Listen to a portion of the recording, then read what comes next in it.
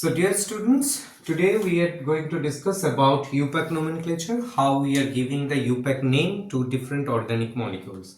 And let me tell you that this class or this video I am going to dedicate to the students who are going to appear for the class 10 board exam in 2026. So let's start the IUPAC nomenclature, how we are going to construct the IUPAC name of a given molecule. For that, we need to follow basically 4 points. Number 1 is the root word. First, we need to find out this root word before we are going to give the IUPAC name of a given molecule. Okay, so I'll explain you what is the root word, what are the suffix, what are the prefix. Just let me write it down here. So after root words, once you find out the root word, after that you need to find out the primary suffix.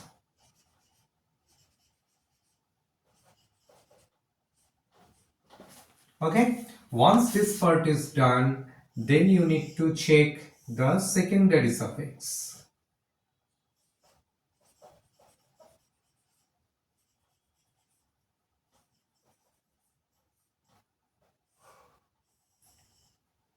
So after finding out the secondary suffix, we need to check whether there is any prefix or not in the given molecule. So once we find out these 4 segments from a given molecule, we can make the IUPAC name of that compound.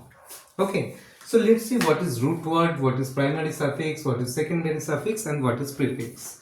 So to start with, let me take a simple molecule. Say for example, you have a molecule with a formula or the structure like this.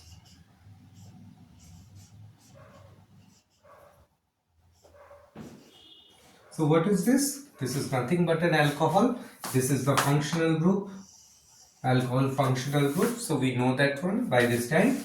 So how to get the root word? So this is the first priority. You need to find out the root word at the beginning, then the primary suffix, then the secondary suffix, and finally our prefix. This is the sequence. So what is root word? Root word basically talks about the number of carbon atoms present in this molecule, or to be more precise, the chain length. In the longest chain, how many carbons are there. So as you can see here, in this molecule you have 3 carbon atoms. This is number 1, this is number 2, this is number 3. So what will be the root word? Root word will be propane. So we got our root word. We will make some changes here, but first we need to find out how many carbons are there, and according to that we need to write it as methane, ethane, propane, butane, as you know that one. Okay, so once it is done, then as I said, I need to find out the primary suffix. So what is primary suffix? Primary suffix actually used to tell us whether it belongs to the alkane or alkene or alkyne. That means it is dedicated for the hydrocarbon. Now you know that hydrocarbon that may be saturated or unsaturated. Under unsaturated there are 2 types. One is alkene, where you will find CC double bond. Another one is alkyne, where you will find CC triple bond. So this primary suffix is going to be dedicated to find out whether it belongs to alkene or alkene or alkyne. Okay. Now, if you look at this molecule, there is all CC single bond. There is no CC double bond or triple bond. So what we have to select? We have to select the alkane. This is your primary suffix. So from this alkane, alkene, alkyne, we are going to take the last 3 letters, N, in, and I. Okay, so primary suffix for this molecule will be N. So This is how we can find out the primary suffix. Now we need to find out the secondary suffix. What is the use of this secondary suffix? Secondary suffix dedicated for functional groups.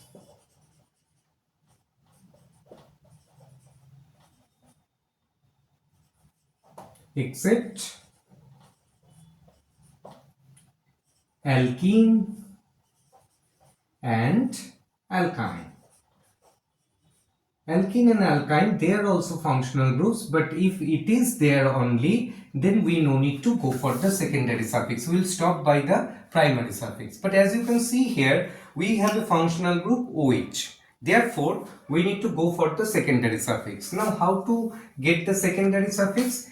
This functional group, according to the IUPAC nomenclature, it is called as OL, OL.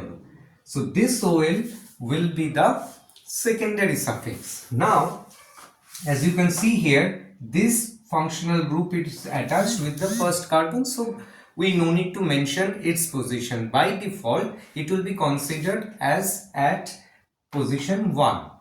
If it is attached with the carbon number 2, then we need to provide the position of this OH group. Say if it is here, then we need to write it 2 all. Otherwise, you can write it as 1 all, but in general, we are not writing 1. We are directly writing it as a all, and all we understand that it means this functional group is attached with the first carbon. Okay, so for the simplicity, I am giving the number at this time. After that, you will understand it.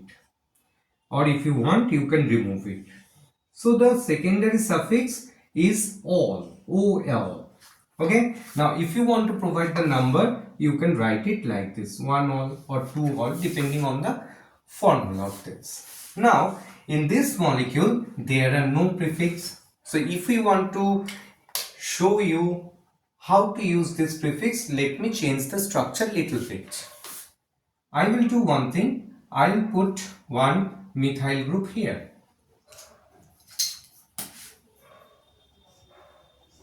CH3. Okay. So now this CH3, which is the substituent, that will come as a prefix, and in this case we need to also mention the position of this substituent. So what we will write? It is at carbon number 2, so you have to write 2 hyphen, then write the name of this side chain or the branch. This is our methyl group, so you just write it like this, 2-methyl. Okay, so all the portions have been completed for this given molecule. Now we need to add all these things together. Now there is a small trick when you are going to give the final IUPAC name. So it will be 2-methyl, remember first letter will be capital letter. Okay, and after number you have to provide a hyphen. So it will be 2-methyl. So we have done with the prefix part. Now the root word will come, then the primary, then the secondary suffix. Okay, so 2-methyl, it is propane. So how we are going to add this thing? We will remove this one from the propane and we'll add this 3 letter here. So altogether it will be propane, then hyphen, the secondary suffix 1 all. Remember, in IUPAC nomenclature there is no space. The first letter should be the capital letter and the number from the letter will be separated by a hyphen, but if there are 2 numbers, then you need to use comma. So this is the IUPAC nomenclature of this compound. Now if you want, you can also write it as 2-methyl propanol.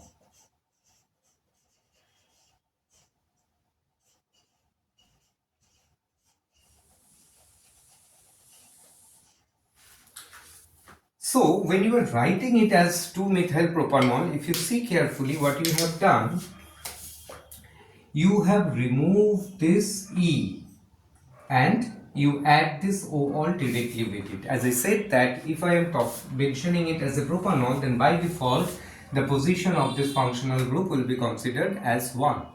So either you can write it in this way or you can write it in this way.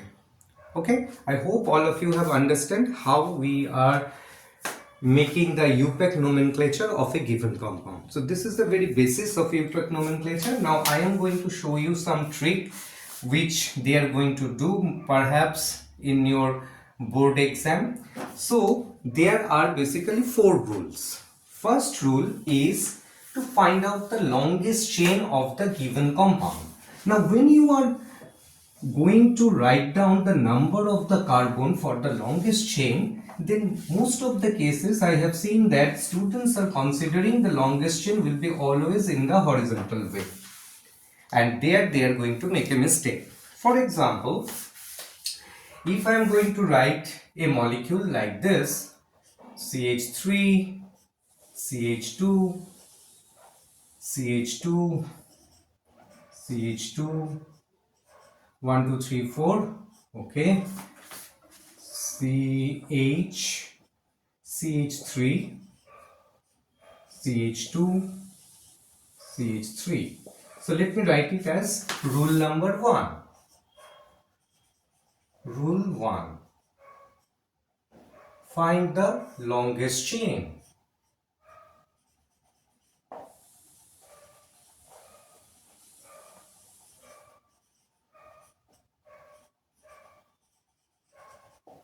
Okay, now what I have seen, most of the students, they are considering that the longest chain will be always in a horizontal way. So if you are going in that direction, then you will make a mistake. So let me put the numbering like this. If we are considering it as given in horizontal way, then you will find 4, 5 and 6 carbon atoms. Okay, but if you are looking at the structure carefully, then you can see that if we are going to put the number like this, then it will be the longest chain, the blue color, 4, 5, 6, 7. Understand? So always when you are going to answer the question from the question paper, you try to find out the longest chain. It is not necessarily that the longest chain will come in the horizontal way, and this is the general trick that they are going to follow during the exam. Okay, in your question paper, I hope after that when you are going to look at the structure of a molecule, you will be able to find out the longest chain. It is not necessarily that it will be in a horizontal way. So if I am going to write the name of this compound, it will be heptane. This is the right name. But if you are going in this way, then it will be, sorry, it is not heptane, it will be 1 2 3 3-methyl heptane.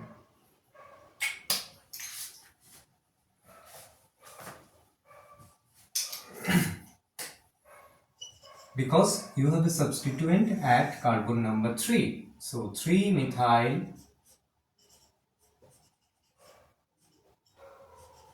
heptane. Now, if you are following this numbering which is given with the red color, then you will get it as 2-ethyl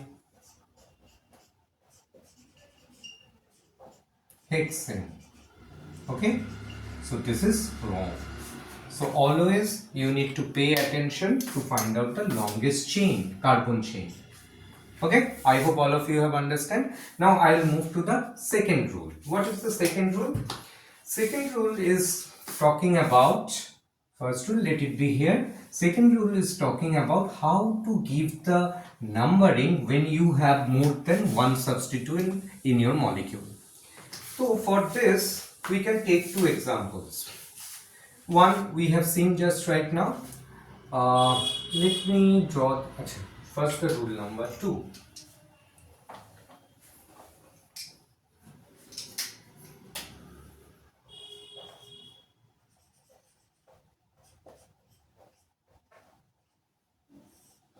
This is called lowest number of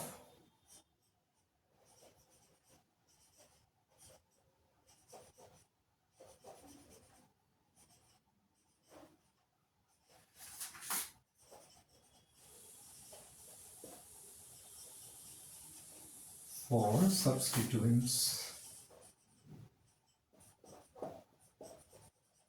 This is quite important. I believe that this type of compounds they will give during your exam. So let's see, let's take an example. Say you have a compound like this, CH3, CH3, CH2, CH2, CH3.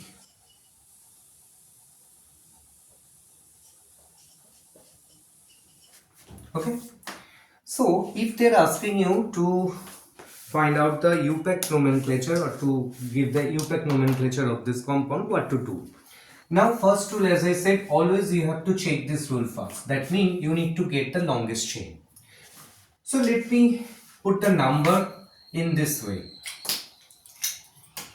1, this is 2, this is 3, this is 4, this is 5.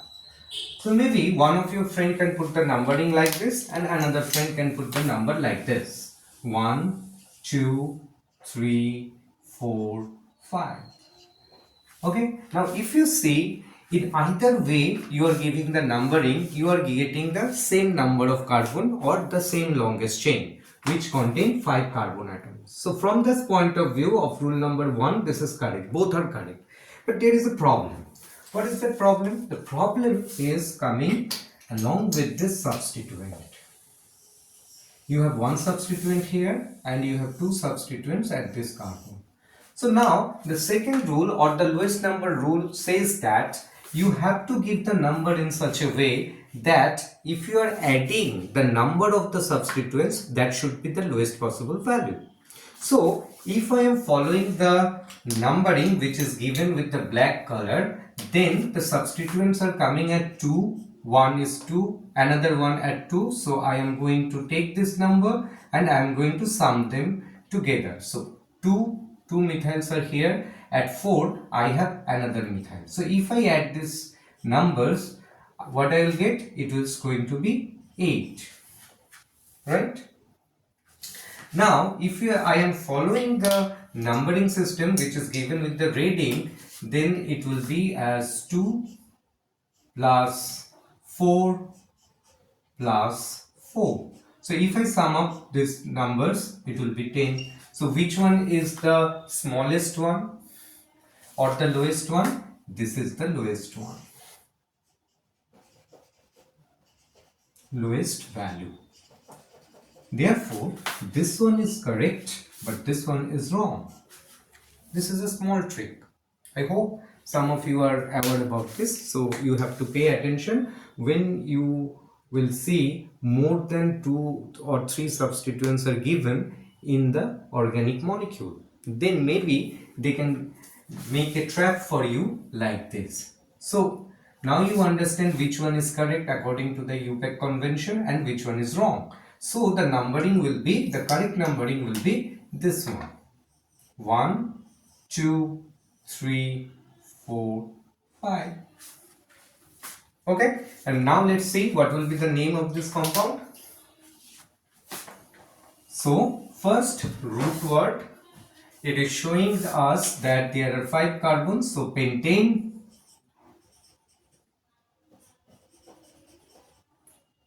I am showing it in the same way as I have showed you in the previous one, root word, primary, secondary suffix. So there is no secondary suffix. You can see that from the structure. So you will have only the primary suffix. So primary suffix is what? In this case, it is a saturated hydrocarbon. So it is N. Now you have 3 substituents. So these 3 substituents will come in your prefix.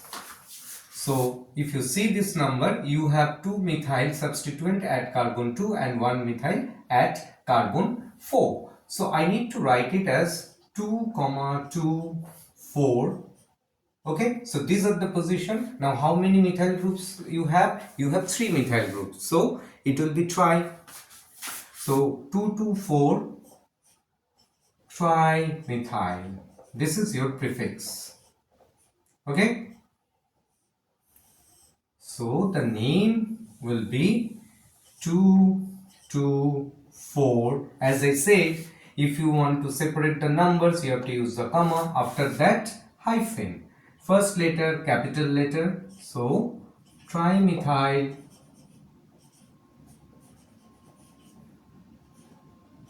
Achha. Now, both are the same. So, you can remove this N as I showed you in the previous one from the root word. Actually, the root word need to be taken as meth, eth, prop, but like that, but I am writing it as the simple hydrocarbon. After that I am removing the last three letters. Okay, I hope you can follow it. So the final name of this compound will be 2,2,4 trimethyl pentane, and as I said, there will be no other capital letter except the first one.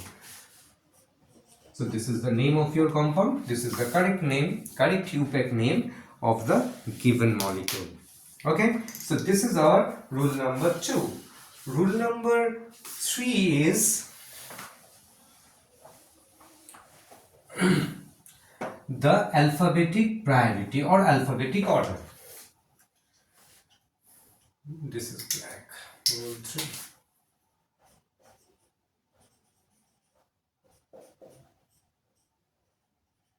This is going to talk about the alphabetic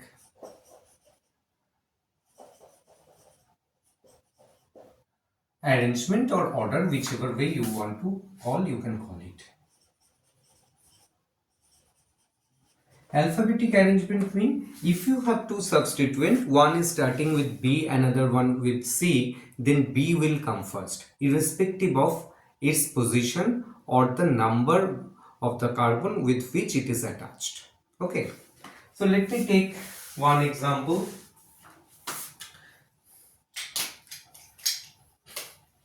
Say, if they have given you a molecule like this, CH, C12, okay, let me make it little bit difficult for you. CH2, CH3. So here they are giving you CH3, here C2H5, that means ethyl group, okay, and here they are giving another one. So how to get the IUPAC nomenclature of this compound? As I said, we need to follow the first rule first, then we need to consider the second rule, then we need to consider the third rule, which we are going to discuss right now. So here what I am going to do, I need to first find out the longest chain. So the longest chain is 1, 2, 3, 4, 5. If you want, you can go in this way. That's not an issue because there are also 2 carbon atoms. Okay, so I am writing it in this way. And after that, I need to check whether this is correct or not. So first, you have to put the number like this. 3, 4, 5. Another way, because we need to check the rule number 2. 1, 2, 3, 4, 5. So if I am going along with this black numbers, black ink where I have used, then the minimum or the lowest sum of the substituent will be 2 plus 3 plus 3. That means 8. Okay. If I am following the numbering which is written with the red ink, then it will be 3 plus 3 plus 4. It is 10. Okay. So here you can see two things they have added up simultaneously. So this is wrong. So red one is wrong. The correct one is this black one because it is giving us the lowest number for the substituents. So now once this one is finalized, after that let's see the name of this compound.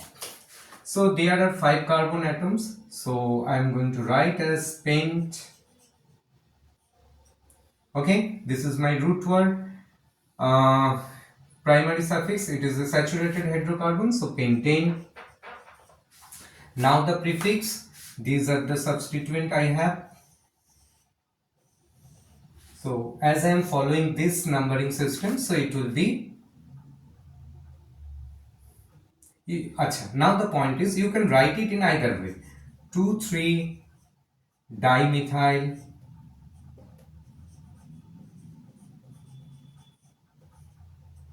then you have an ethyl group here at position 3, 3-ethyl. This is your prefix. Now the point is, so we don't have any issue with the root word and the primary suffix, that is done. But the problem arises whether we should write the methyl first followed by ethyl or ethyl first followed by methyl. Now this alphabetic arrangement says the first one will be which is coming at first in our alphabets. That means if you look in this substituent, it is starting with the alphabet M, whereas another one is coming or starting with the alphabet E. So in our alphabet we know is E is coming before the M. So this thing need to be changed accordingly to justify or to follow the rule number 3. So the correct thing will be 3-ethyl.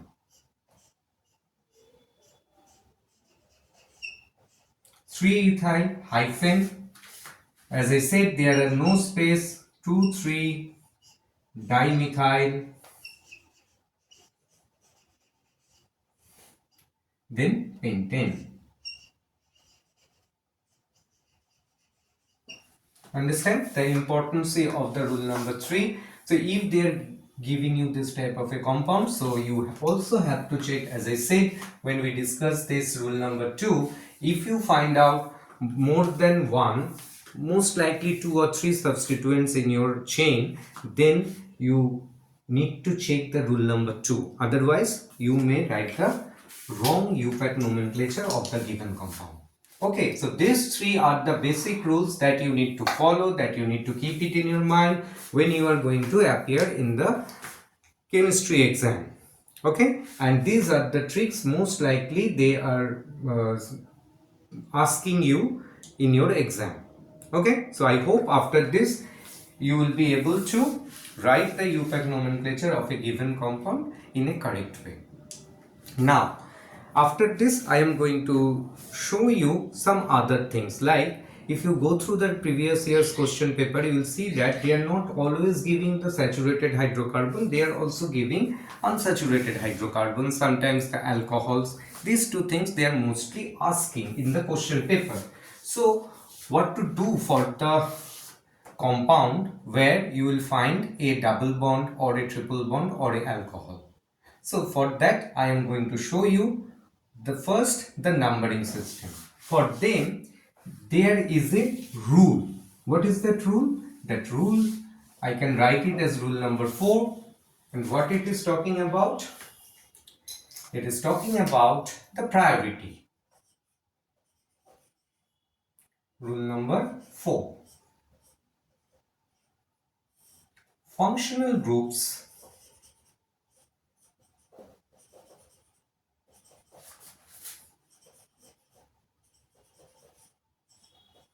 should come at lowest number.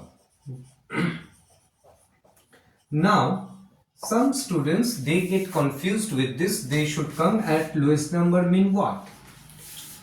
To understand this thing, let us take 2 examples. One example,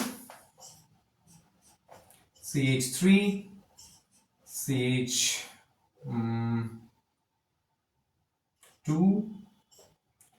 C double bond CH2, here CH2, CH3. So now this type of compounds create a confusion. So what we said in rule number 1, we need to find the longest chain. That is true. But here, all these things that we have followed, mostly they are for the saturated hydrocarbon. Now this is an unsaturated hydrocarbon. Here you got a functional group. What is that functional group? This is that functional group, right? This is your alkene. So in this case, what is the correct way to number the carbon atoms? You may think, sir, I can put the number like this: 1, 2, 3, 4 and 5.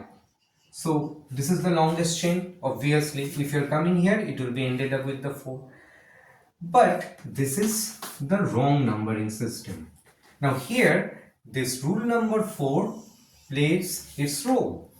It is saying that functional group should come at lowest number. So if you are giving the number like this, then the alkene is coming at carbon number 3.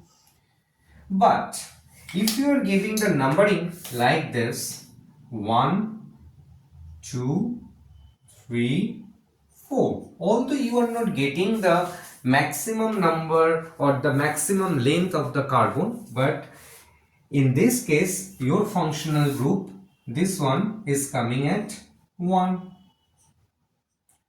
in. So this is the significance of the rule number 4. If you have this type of a system, then your numbering should be in this way, or if you want, you can go in this way, because it is in that sense will give you the same name. So if you have a functional group, the functional group should have the lowest possible number. Remember, lowest possible, as much low as possible. Sometimes you will see that you cannot bring this alkene or the ene with the number 1. Say for example, if we are taking this molecule,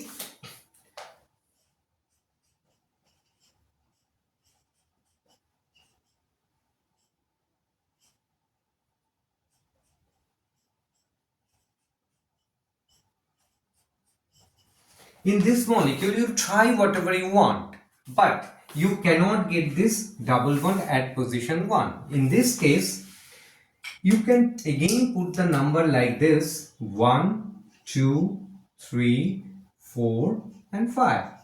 5 carbons are there. At the same time, your friend can give the numbering like this: 1, 2, 3, 4 and 5. Now you see, in this case the alkene is coming at carbon number 2.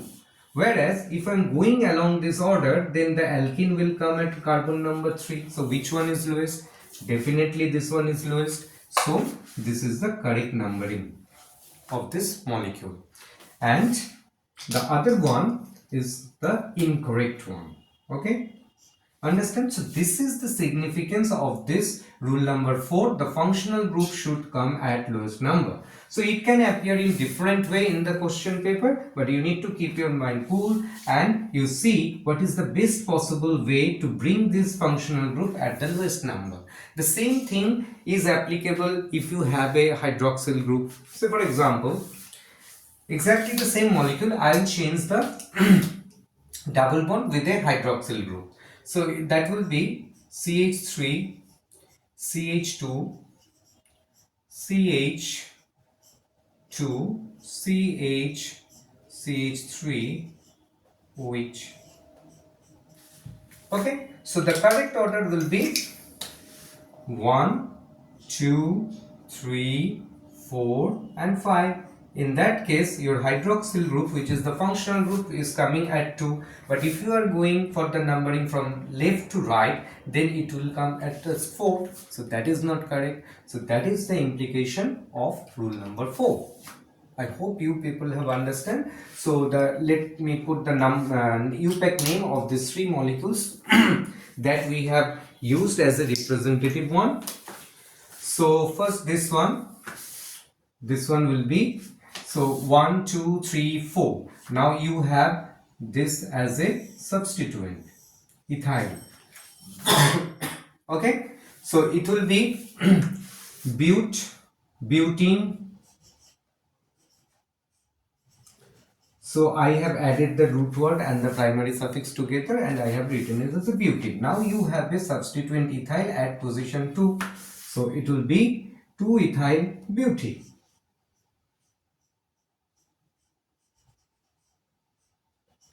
Okay, so this is the nomenclature, IUPAC nomenclature of this molecule. Now let's see what will be the IUPAC nomenclature of this one. So here you have butene or the double bond at the position number 2.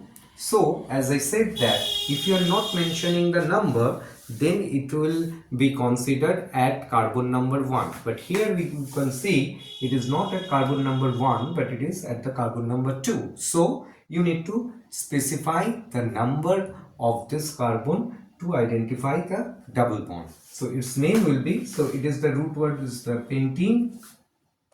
So pent, there is no substituent, so no prefix. So pent, now we need to mention the position 2e. Okay, now what will be the IUPAC nomenclature of this one? Same thing, pent, it will be pentane, pentane 2. Now this is our secondary suffix 2-ol. Okay, so this is how we are giving the IUPAC nomenclature of a given organic molecule. Okay, I hope all of you have understand this one. Now once this IUPAC nomenclature is over, we will go for the second segment, that is the homologous series. So what is homologous series? This is a typical thing that we are able to see in the organic molecules. So what is the basic idea of the homologous series? It is basically a series made by certain number of organic molecules which has the same functional group and which are going to show same chemical reaction. Okay, so in short, if I want to explain the homologous series, it is a series of compounds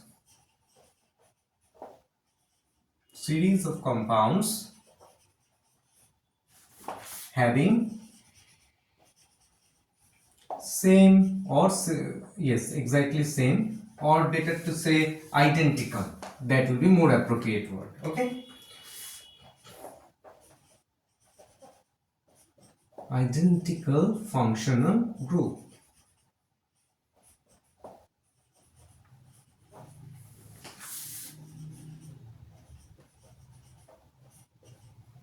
And chemical properties. Chemical properties mean they are going to react in the similar way.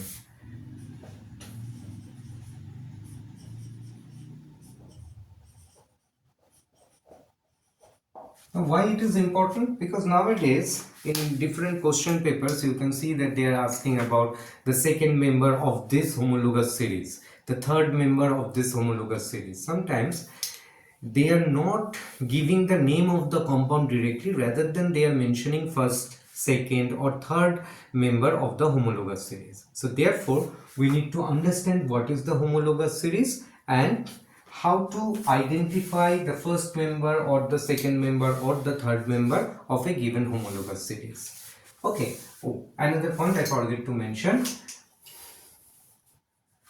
the successive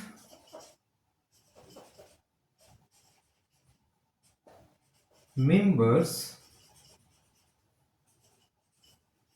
of this series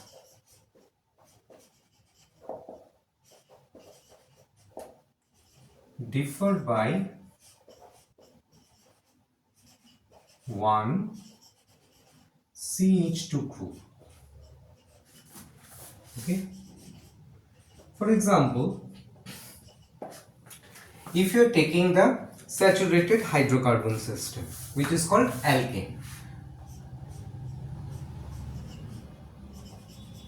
the first member of this alkane series or the homologous series, which is called as an alkane homologous series, it is methane. The chemical formula of methane is this. Chemical formula of ethane, which is the second member, C2H6, third one C3H8. So if you check the molecular formula of this two compound or this two compound, you will see the difference is only CH2. Okay, that is what I mentioned here. The successive members of this series differs by one CH2 group. That means as you are moving from first to second, you need to add one CH2. If you are moving to the third, you need to add another one CH2 with the second member of the homologous series. Okay, so this is the point that they are going to ask in your exam, or they can mix it in a numerical problem. Okay, Now there is one small trick that you should know. What is that? That is, there are several type of functional groups. So there are several type of homologous series. So homologous series, you can make it like alkane, alkene, alkyne.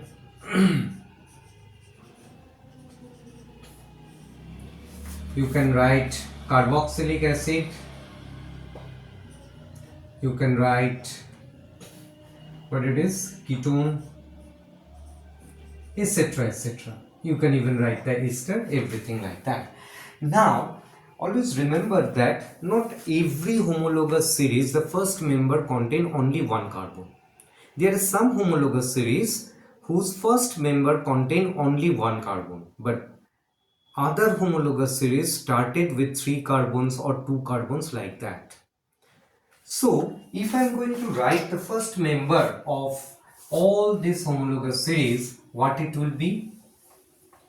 First one is, so let me write it, first member